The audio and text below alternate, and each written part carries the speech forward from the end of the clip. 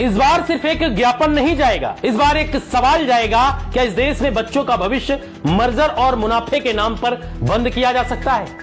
8 जुलाई को उत्तर प्रदेश के हर जिले में जब अपनी जनता पार्टी के कार्यकर्ता डीएम को ज्ञापन सौंपेंगे तो वो सिर्फ एक कागज नहीं होगा, वो एक चेतावनी होगी। एक चेतावनी उस सत्ता के नाम जो सोचती है कि 27,764 स्कूल बंद करके भी उसे गरीब जनता का वोट मिल जाएगा। और इस आंदोलन के शिल्पकार, इस हुंकार के सूत्रधार हैं स्वामी प्रसाद मौर्य। एक नेता जिन्हें सिर्फ भाषण नहीं दिए, सड़कों पर जूते घिसे हैं, जो लड़ रहा है उस भारत के लिए जहां शिक्षा अब व्यापार नहीं अधिकार बने। अपनी जनता पार्टी कोई दल नहीं, एक आंदोलन है।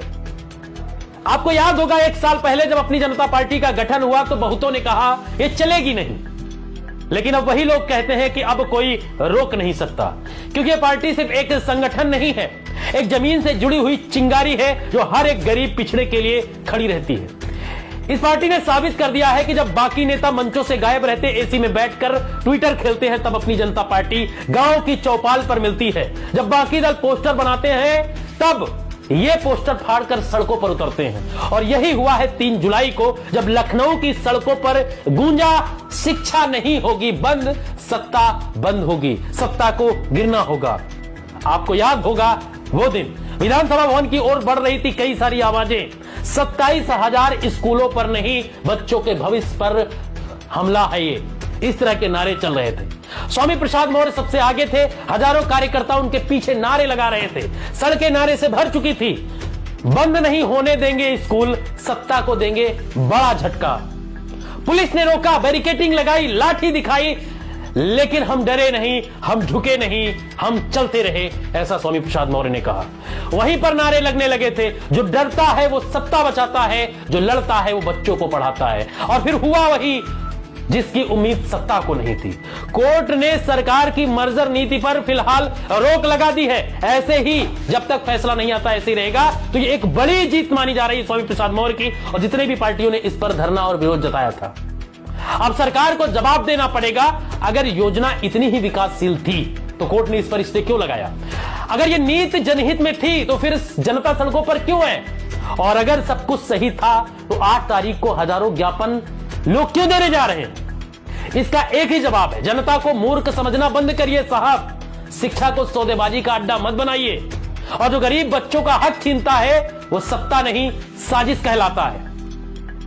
3 जुलाई की क्रांति शुरू हुई थी, 3 जुलाई को वो बिगुल फूंका गया था, और अब 8 जुलाई को बड़े लेवल पर, बड़े पैमाने पर 8 जुलाई को हर जिले में अपनी जनता पार्टी का हर एक कार्यकर्ता जिला कलेक्ट्रेट को ज्ञापन देगा। और यह ज्ञापन सिर्फ एक याचिका नहीं, एक जनादेश होगा। एक जनादेश की स्कूल बंद नहीं होंगे, शिक्षा पर कटौती नहीं होगी, गरीब का बच्चा बोर्डिंग स्कूल में नहीं सरकारी स्कूल में पढ़ेगा। और अगर सरकार नहीं सुनी तो अगली बार ज्ञापन नहीं, घेराव होगा। अपनी जनता पार्टी ने 1 साल में जो किया वो दूसरी पार्टियों ने 10 साल में भी नहीं कर पाई। इस पार्टी ने बहस नहीं की, प्रभाव दिखाया। मीडिया ने जब चुप्पी साधी तब इस पार्टी ने माइक उठाया। जब मुद्दों से ध्यान भटकाने के लिए हिंदू मुस्लिम की राजनीति शुरू हुई तब इस पार्टी ने कहा हमें न धर्म चाहिए न जात, हमें स्कूल चाहिए, किताब चाहिए, शिक्षा चाहिए। और आज यही वजह है कि भाजपा हो या सपा सब डर चुके हैं, क्योंकि अब मैदान में आ गया है स्वामी प्रसाद मौर्य की अपनी पार्टी, अपनी जनता पार्टी। स्वामी प्रसाद मौर्य ने ऐलान किया है कि अगर सरकार ने स्कूलों पर लटकाया ताला नहीं हटाया तो हम ताले तोड़ देंगे। अगर गरीब का बच्चा स्कूल नहीं जा सका तो हम सत्ता को स्कूल में खड़ा कर देंगे। और अगर मर्जर की साजिश बंद नहीं हुई तो 8 जुलाई से हर जिले में सत्ता का बहिष्कार शुरू होगा। ये एक चेतावनी समझे या धमकी समझे, या अपनी जनता पार्टी के हर एक कार्यकर्ता के अंदर से धधकती हुई आग समझें। क्या सरकारी स्कूलों को बंद कर आप नई शिक्षा नीति लागू कर रहे हैं, या नई शिक्षा नीति के नाम पर पुराने सपनों की हत्या? क्या बच्चों के लिए स्कूल नहीं, अडानी अंबानी के लिए मुनाफा जरूरी हो गया है? क्या सरकारी शिक्षक अब आंकड़े हैं या इंसान? क्या दूर दराज के गांव की बिटिया जब स्कूल 4 किलोमीटर जंगल पार करके मर्जर स्कूल जाएगी? अगर आपके पास इन सवालों का जवाब नहीं है तो फिर सत्ता छोड़ दीजिए। सत्ता सवालों से नहीं चलती, संकल्पों से चलती है।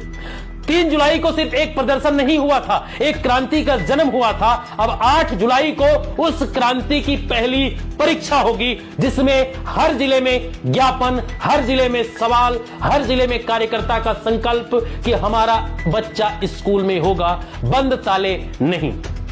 अपनी जनता पार्टी का भी संदेश है तमाम सारे कार्यकर्ताओं के लिए, उनके समर्थकों के लिए, न डरेंगे, न झुकेंगे, न बिकेंगे, न थकेंगे। स्कूल हमारा अधिकार है, इसे हम छीन कर लेंगे।